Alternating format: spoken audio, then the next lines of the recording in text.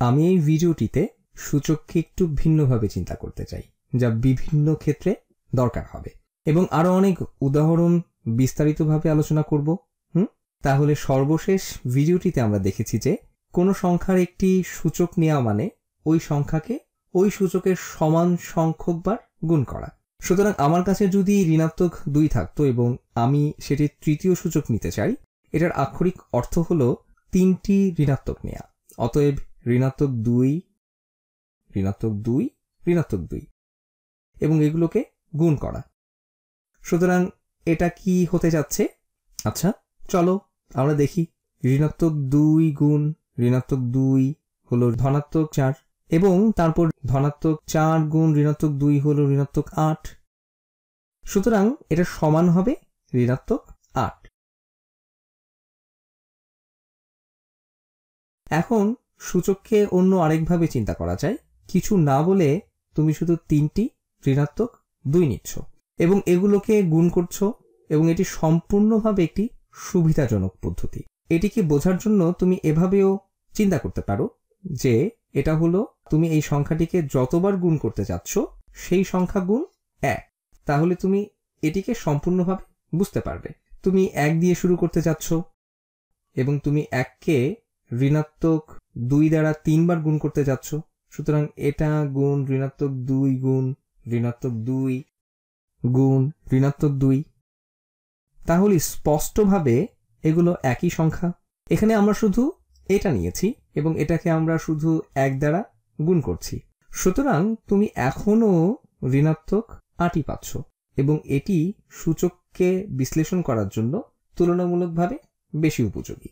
একটি ধারণা হতে পারে, বিশেষভাবে যখন তুমি কোনো কিছুর সূচক 1 বা 0 নিবে তখন।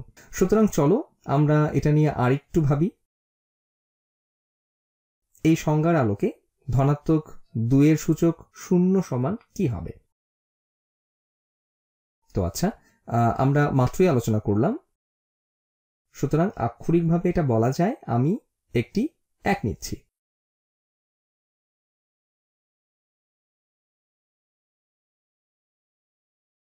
এবং আমি 2কে 0 বার গুণ করছি।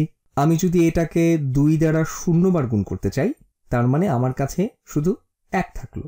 সুতরাং 2 এর উপর 0 সূচক থাকলে এটা সমান হবে 1, এবং আসলে 0 ব্যতীত যে কোনো সংখ্যার সূচক 0 থাকলে তা সমান 1 হবে, এই একই যৌক্তিকতায়। এটা খুব অনির্দিষ্ট মনে হতে পারে, কিন্তু এটি চিন্তা করার একটি উপায়ের উপর ভিত্তি করে করা। এটার মতো করে একটি সূচককে চিন্তা করতে হয়, এবং 2 এর সূচক 1 হলে কি হবে এটাই আমাদের বুঝতে সাহায্য করে। সুতরাং চলো এই মাত্র সূচকের আমরা যে সংজ্ঞা পেয়েছি সেখানে চলে যাই। আমরা সবসময় একটি 1 দ্বারা শুরু করি এবং এটিকে 2 দ্বারা 1 বার গুণ করছি।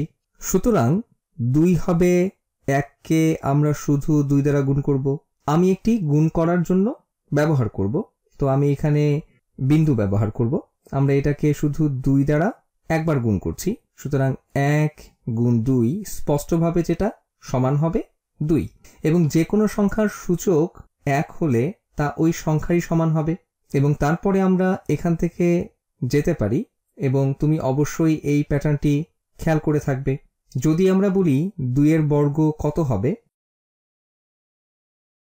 তো এই সংজ্ঞার আলোকে আমরা 1 দ্বারা শুরু করি এবং এটিকে আমরা 2 দ্বারা 2 বার গুণ করি।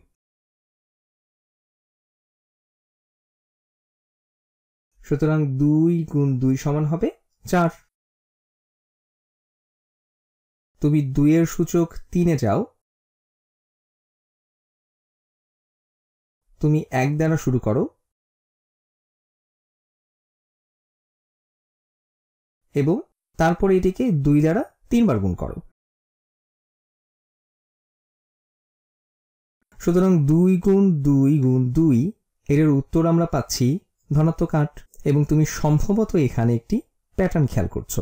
যতবার আমরা 2 দ্বারা গুণ করছি, অথবা যতবার আমি বলতে পারি আমরা 2 এর সূচক 1 করে বাড়াচ্ছি, ততবার আমরা 2 দ্বারা গুণ করছি।